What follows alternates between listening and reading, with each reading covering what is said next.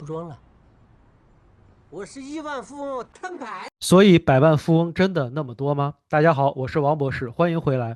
今天我们来聊一个特别容易被误解的问题：如果不算房子，到底有多少退休者真正拥有100万美元？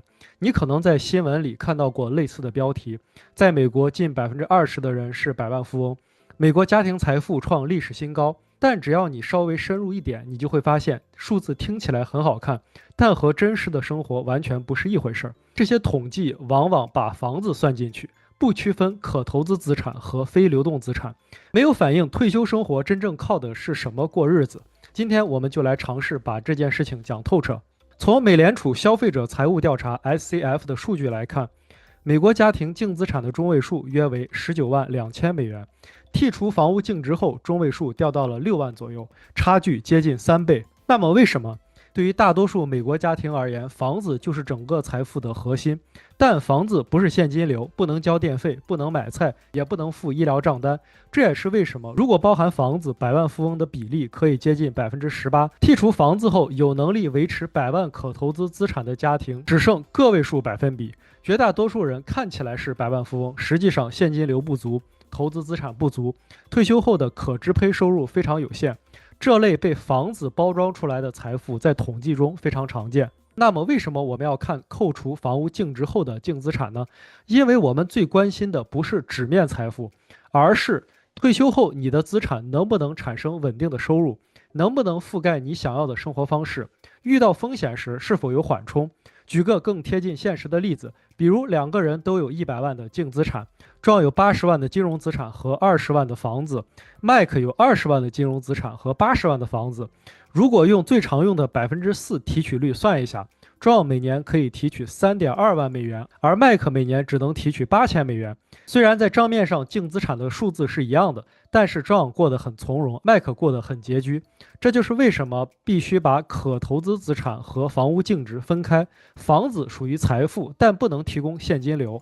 那么我们只看退休人群会怎么样呢？65到69岁是人一生中可投资资产的峰值区间，在这一段，可投资资产的中位数约为23万美元，第75百分位约为78万美元，第90百分位约为230万美元。这个分布很关键，因为它告诉我们，大多数的退休者可投资资产不到25万美元，只有前25%的退休者能超过78万美元，前10%的退休者能超过200万。也就是说，在扣除房屋后的世界里，财富差距变得更加明显。所以在扣除房子后，有多少退休者能达到100万金融资产呢？大约是20%到25%的退休者，大概每4到5个人中有1个能达到至少100万美元的可投资资产。但这已经是全部投资资产的合计的数据。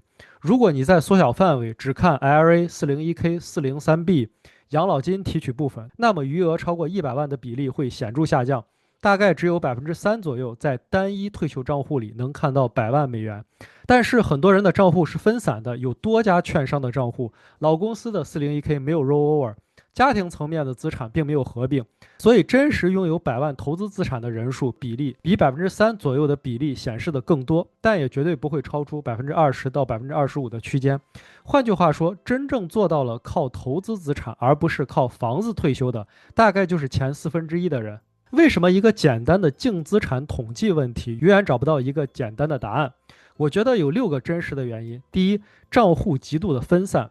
在美国有超过3000万个遗忘的退休账户，总计超过2万亿美元的资产，再加上应税账户、夫妻共同账户、信托、HSA、小企业价值、加密货币等等，没有任何机构能够掌握全部的信息。第二，没有统一的汇报制度，你的报税表不会要求你写净资产 ，IRS 国税局只知道你的收入，不知道你的财产。第三，估值难题，例如小企业的价值、人寿保险的现金价值、年金、私募基金部分、出自住房之外的多处房产等等，这些在 SCF 调查中常常被估计得很保守。第四，市场波动使数据瞬间过时。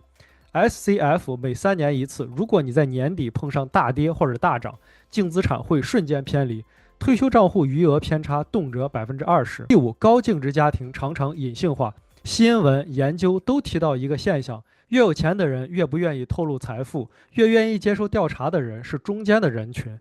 第六，财富本身是组合式的，而不是线性的。意思是净资产100万不等于享受100万生活的方式，它取决于你住在哪里、你的成本结构、医疗开销、家庭人数、你是否有房贷。而且100万美金在不同的地方价值完全不同。